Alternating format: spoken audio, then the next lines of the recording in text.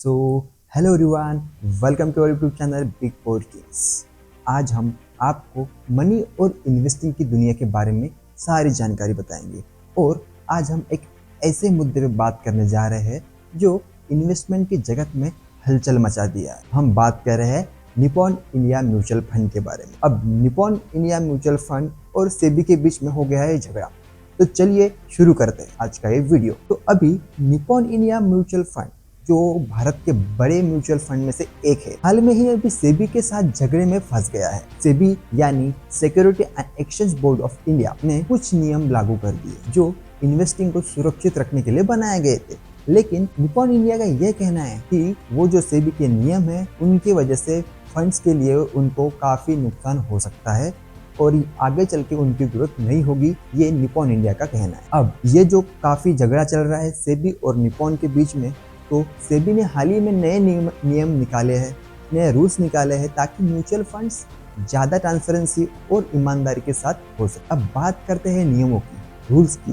तो रूल्स के हिसाब से फंड मैनेजर को इन्वेस्टिंग और रिस्क के बारे में साफ साफ जानकारी देनी होगी। इतना ही नहीं, तो रिस्क मैनेजमेंट को मजबूत बनाना होगा। देखो, सेबी का मानना है कि ये नए नियम इन्वेस्टिंग से भले ही बनाए गए हैं, लेकिन उनका कहना है कि नियमों से ट्रांसपेरेंसी बढ़ेगी और इन्वेस्टिंग को ज़्यादा सुरक्षा मिलेगी। पर सेबी ने यह भी कहा है कि नियमों की सभी म्यूचुअल फंड्स पर लागू होंगे, सिर्फ निप्पॉन पर ही नहीं। सेबी के ये आने वाले नए रूल्स सभी म्यूचुअल फंड की जो पॉलिसीज है सब पर लागू होने वाले हैं, जिससे किसी को भी बेवजह का फायदा नहीं मिलेगा, कुछ भी असर्टेनिटीज का प्रॉफिट नहीं मिलेगा। तो हमेशा आप जब प्रॉफिट करते हो या फिर किसी भी म्यूचुअल फंड में इन्वेस्ट करते हो, तो प्लीज आप अपना पॉलिसी और सारे नियम्स रूल्स पढ़ के ही किसी चीज में इन्वेस्ट आपको करना होता है। बिकॉज जहाँ पे आप इन्वेस्ट कर रहे हो वो उसका ग्रोथ, उसका फंडामेंटल, ये सारी चीजें आपको देखना पड़ेगा,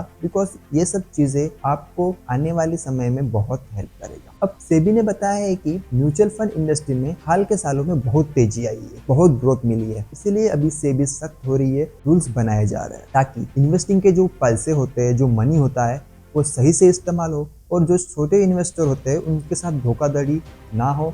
और धोखाधड़ी से बचने के लिए ये सारे नियम बनाए जा रहे हैं, ऐसा सेबी का कहना है। दूसरी तरफ निप्पॉन इंडिया का ये कहना है कि नियम उनके फंड्स और वर्किंग स्टाइल को बिगाड़ सकते हैं। उनका मानना है कि इन नियमों की वजह से जो इन्वेस्टर को प्रॉफिट हो सकता है, उनके फंड्स और लिक्विडिटी पर भारी असर पड़ सकता है। निप्पॉन इंडिया ने सेबी के इन नियमों पर दोबारा सोचने की अपील की है। उन्होंने ये भी कहा है आपको ये नियम रद्द करने होंगे, आप ये नियम लागू नहीं कर सकते। अब निप्पॉन इंडिया का ये कहना है कि फंड्स ने अब तक अच्छा प्रॉफिट दिया है, सारे इन्वेस्टर्स को हित में रख के उन्होंने काम किया है, सभी इन्वेस्टर्स को और स्मॉलर इन्वेस्टर्स को प्रॉफिट ही दिया है। उनका ये भी मानना है कि नए नियमों उनके कामकाज और जो भी वर्क प्रेशर है, वर्क लाइफ बैलेंस है, वो सब बिगड़ जाएगा और उस पर भी भारी असर पड़ सकता है और इसी असर की वजह से आने वाले म्यूचुअल फंड में आपको लॉस दिख सकता है। ये निप्पॉन इंडिया का सेबी को ऐसा कहना था। उसके बाद इस विवाद पर सीधा असर इन्वेस्टिंग पर ही पड़ सकता है। अगर निप्पॉन इंडिया की बात सही साबित होती है तो इन्वेस्टर को कम प्रॉफिट मिल सकता है, वही अगर सेबी ने अपने नियम लागू कर दिए तो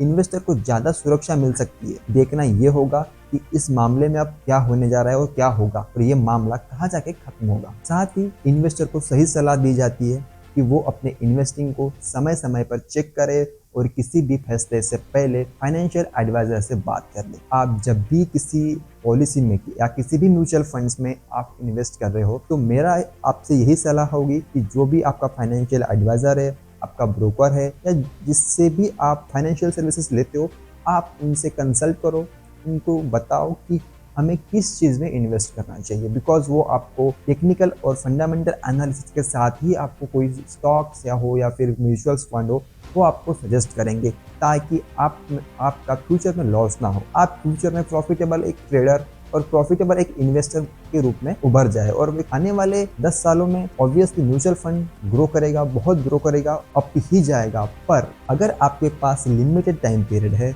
तो उसमें अगर आपको लॉस हो रहा है तो आपकी मेंटालिटी बदलेगी। तो उस मेंटालिटी को स्टेबल रखने के लिए आपको फाइनेंशियल एडवाइजर की जरूरत लगेगी।